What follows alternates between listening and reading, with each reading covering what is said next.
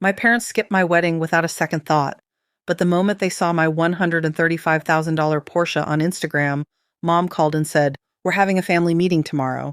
I showed up, but not alone. What I brought with me wiped the smirks off their faces. A soft knock breaks the quiet.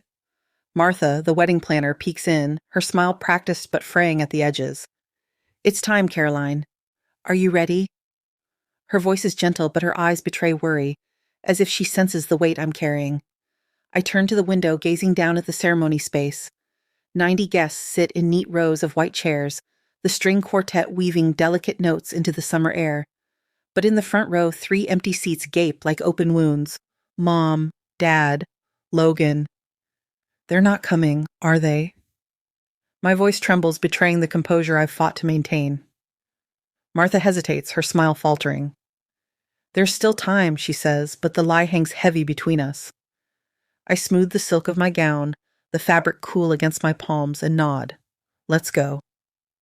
The garden doors swing open, and 90 heads turn, their gazes brushing my skin like unwanted hands, pitying, curious, sympathetic. I feel each look, each whispered comment behind cupped palms, each forced smile meant to encourage but only deepening the hollow in my chest. My steps are measured, one foot in front of the other, as I walk the aisle alone. The weight of their absence presses against my ribs, but I focus on Ethan at the altar, his eyes locked on mine, steady and warm. His love is a lifeline, almost enough to drown out the memory of Mom's voice 3 days ago, dismissive through the phone. "We'll try, sweetie." Logan's firm has an event that weekend, as if my wedding were a casual brunch she could skip. "I can pay for the flights," I'd pleaded, desperation clawing my throat. "The hotel, anything. Please, Mom." In the background, Dad's voice had cut through. "Tell her we're busy." Now each step down the aisle is a defiance. In, out, breathe. I will not cry.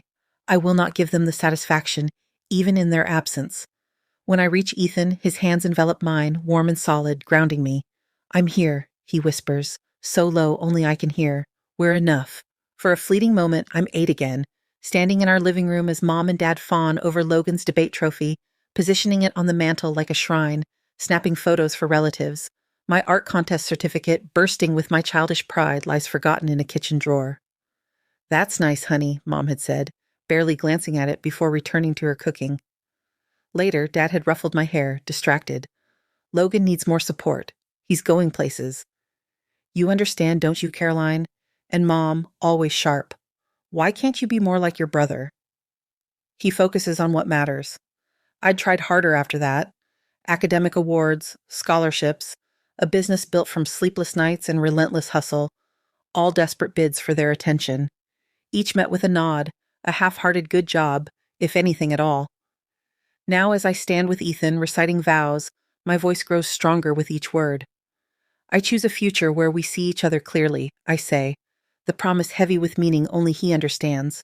When the officiant pronounces us husband and wife, Ethan's mother wraps me in a hug, her warmth seeping into my bones. "You're one of us now, dear," she whispers, and something in my chest loosens, just a fraction. The reception is a blur of light and sound. Ethan twirls me on the dance floor, string lights casting a golden glow over us. His cousins join, their laughter forming a circle that holds me up. For moments, I forget the empty seats, the silent phone, the guests I've had to explain away with vague excuses. Sarah, my college roommate, raises her glass, her eyes fierce with loyalty. "To finding the family who deserves you," she toasts, and the crowd murmurs agreement. The words hit like a fist, cracking open a truth I've avoided. I've been invisible to those who should have seen me most. Chasing their approval was like running toward a mirage, always out of reach. Later, I slip away to check my phone one last time. No calls, no texts, not even a perfunctory congratulations. Ethan finds me, his arm sliding around my waist. "They missed something beautiful today," he says, his voice soft but firm. I look at him, at the man who sees me without conditions, at his family who welcome me without hesitation, at friends who cross states to stand by me. I set the phone down. "Their choice," I say, the words lighter than I expect. "Not my burden." For the first time, I almost believe it. 2 years later, I'm in my office, leaning back in my ergonomic chair, staring at the screen. Acquisition of Crescent Motion Studio, finalized at $21 million. 5 years of building from nothing, 2 years of grueling negotiations, and now, validation in 8 figures. My team bursts in, champagne bottles and plastic flutes in hand. To Caroline Jen, my creative director, toasts, the woman who built something from nothing while certain people weren't looking. I clink glasses with 12 people who showed up for me, unlike my family. The celebration hums, but my phone buzzes, pulling me away. An Instagram notification. Logan posting about his twins' private school fundraiser. I shouldn't look, but I do. There they are, Mom and Dad flanking Logan and Hannah, their daughters in matching plaid uniforms. The caption reads, "Family tradition continues. 3rd generation at Westridge Academy. Dad's arm is around Logan's shoulder, Mom beaming at the girls." I swipe through more. Their Hawaii vacation, a holiday gathering I wasn't invited to, Dad's retirement party. The perfect family, minus me. The photos tell a story beyond their smiles. Logan's lifestyle, Maui rentals, Westridge's $30,000 a year tuition, a house in a neighborhood where nothing sells under $2 million, far exceeds his law firm's modest success. My parents' retirement savings and family investments prop him up, as distant cousins have whispered. Meanwhile, my $21 million deal doesn't earn a text. After the team leaves, I scroll through their social media. Hundreds of posts about Logan's achievements, the twins' milestones, family gatherings. My existence?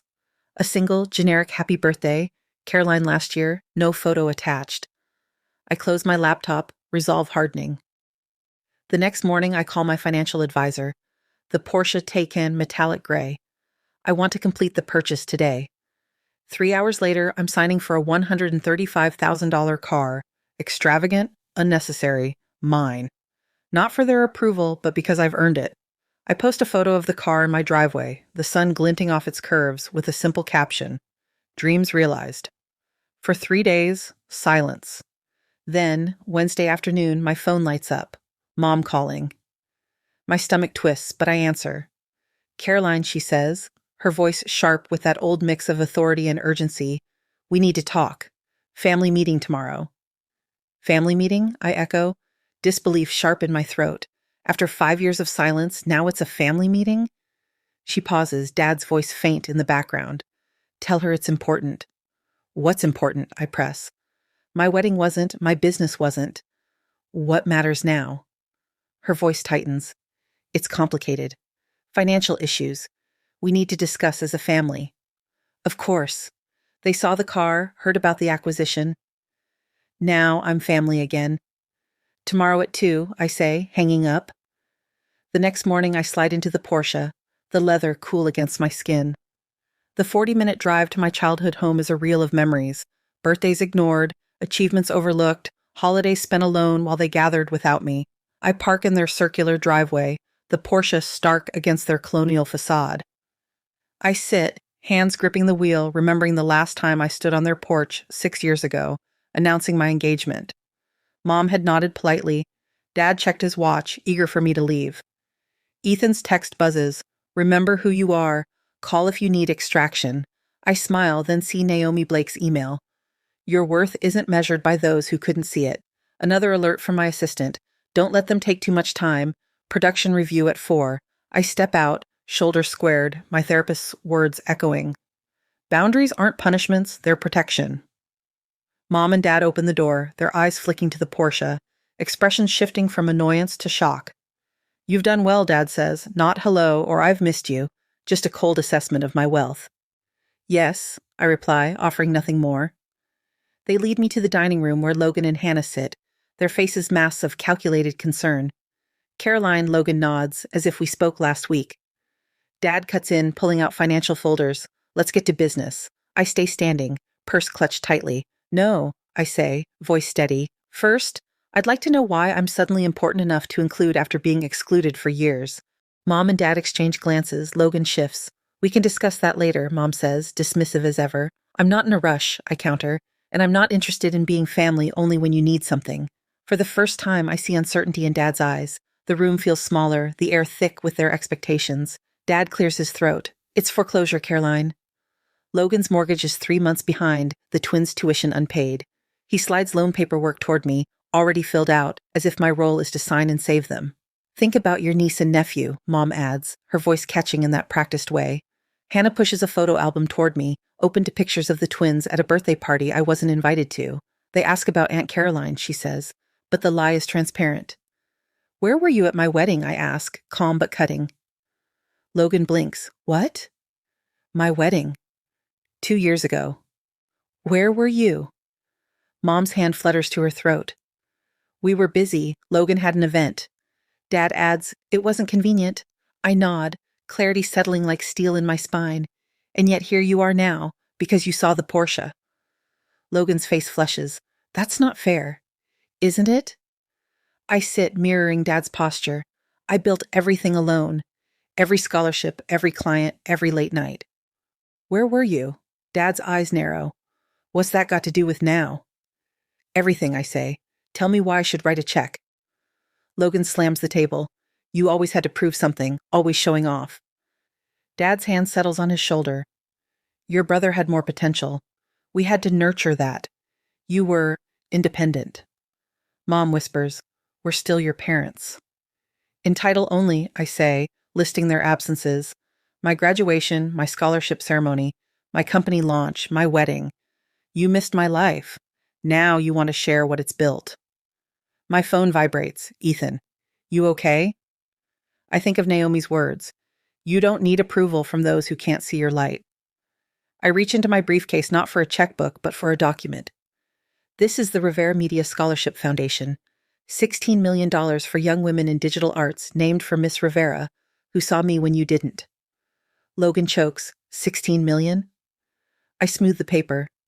Legally protected in a trust. The press release goes out tomorrow. Silence falls. I'm helping girls who deserve better than I got, I say, snapping my briefcase shut. I show them my phone, the recording app ticking. 3614. Every demand, every guilt trip, documented. I walk to the door. Logan's chair scrapes. You can't just leave. We need that money. I pause, hand on the knob. No, Logan. What you needed was to show up. That opportunity has passed. The door clicks shut behind me, a sound like freedom. The Porsche hums as I drive away, my hand steady. I call Ethan. It's done. They showed who they are. How bad, he asks. Exactly as expected. Logan lost it when he saw the foundation papers. Dad tried to salvage, Mom cried about family. I glance in the rearview mirror, seeing only myself, clear-eyed. I'm better than okay. I saw them clearly. At home, my phone buzzes with their family emergency texts. I silence it, their voices fading against Ethan's steady breathing beside me. The next morning, I dress in my navy suit, the one from the acquisition signing, and head to the foundation board meeting. The press release is approved, the first scholarship recipient to be chosen in 6 months. My family shows up at my office, Mom's voice piercing the lobby. My daughter is abandoning her family. Security escorts them out as Logan shouts, "This isn't over." I draft an email. All further contact through my attorney. My therapist, Patricia, nods days later. They're showing who they've always been. The realization hits. I wanted their love. They wanted my resources. When Logan leaks a family dispute to the press, the reporter highlights their absence at my wedding, flipping the narrative. The community rallies around the foundation, applications flooding in. The Portland Business Journal interviews me. My success was built without family support, I tell Delia Warren. The headline reads, Self-made success creates legacy of support. Logan's foreclosure hits the news, the contrast stark. Ethan tightens home security, my team filters communications, Naomi praises my focus on impact over dependency. At the Women in Media Alliance, I accept a leadership award, the applause a cleansing wave. I host Thanksgiving with my chosen family. Ethan, Naomi, my team, and Maya, our first scholarship recipient. Her certificate gleams on the sideboard. To those who see us as we are, I toast, the room glowing with warmth my parents' house never held.